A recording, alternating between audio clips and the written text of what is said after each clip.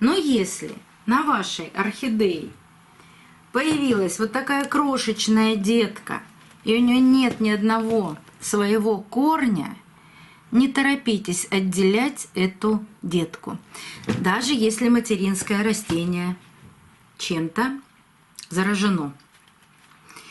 Никогда не отделяйте детку, если у нее нет своих собственных корней.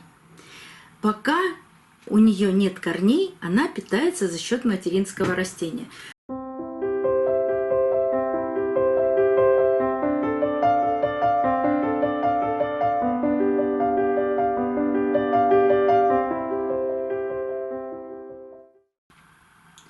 Добрый день, друзья!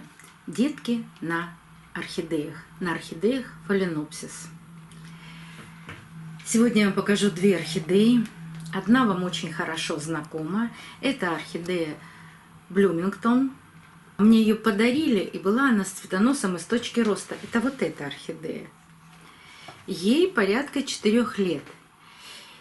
И так как я понимала прекрасно, что она не будет дальше расти, я ей дала возможность цвести. Она очень хорошая цветунья, пробуждала почки, выращивала новые цветоносы, но и сразу же выпустила детку. И об этой орхидее есть много видео в плейлисте орхидеи с цветоносом из точки роста. Бывают такие, и я именно об этой орхидее очень много вам рассказывала на протяжении почти 4 лет.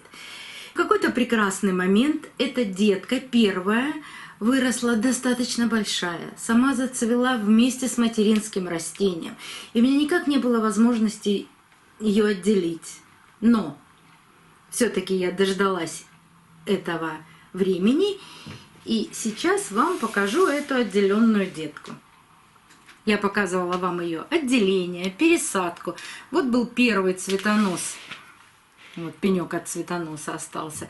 Когда она еще цвела на материнском растении, сейчас она цвела, вот второй цветонос, уже самостоятельно. Какое-то количество листьев, у нее было их чуть больше, она съела. Почему? Да ей нужны были питательные вещества. И вот это стрессовое состояние после пересадки, закончилось тем, что она съела эти 2 листика. Но сейчас выпускает новый лист. Она очень плотная. Корни хорошо у нее развиваются в посадке. Вот видно, что они здесь растут, и здесь. И даже вот там внизу горшка уже растут. В общем-то, с ней все хорошо. Но после того, как я отделила эту детку, на материнском растении появилось 2 новых. И вот что я хочу вам сейчас сказать. Никогда не отделяйте детку, если у нее нет своих собственных корней. Пока у нее нет корней, она питается за счет материнского растения. Материнское растение было огромное, но выращивая вот этих 3 детей, оно уже потеряло все листья. Но возможность за счет материнских листьев вырастить корни у нее была. И вот смотрите, у первой нижней детки уже корни даже в грунт уходят. У второй, куда хотят, туда и растут. В грунт пока нет. Вот таких деток уже можно рассаживать и давать им возможность самостоятельно дальше развиваться.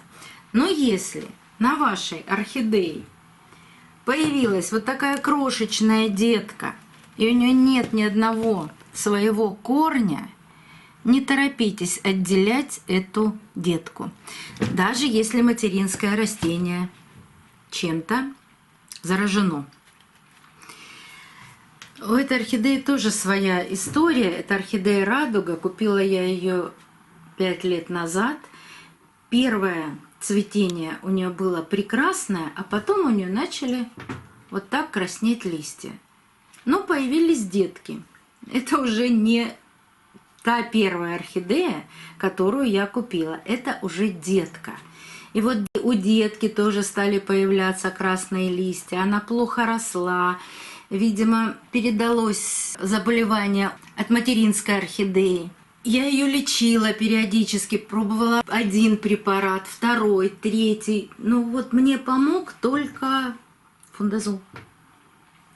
Вот мне кажется, что это универсальный фунгицид, который помогает не только от фузариоза, но и от многих заболеваний у орхидей. Уже года 2 находилась в таком состоянии, когда я ее решила месяца 3-4 назад обработать фундазолом, именно напоить фундазолом. Она не начала сама расти, она дала детку. И у детки растут зеленые листья. Я понимаю, что радуга, у нее цветы такого интересного окраса, действительно как у радуги, вот разноцветная она. Может быть, это и пигментация, но все-таки орхидея не росла.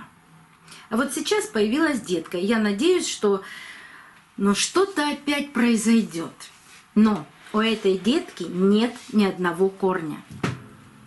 Никаких сейчас отделений быть не может.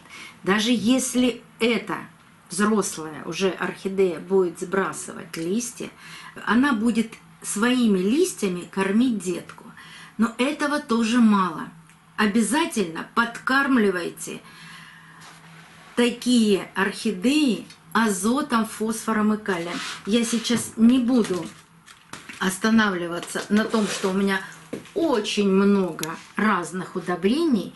Я сделаю отдельное видео и расскажу, какое удобрение я когда использую.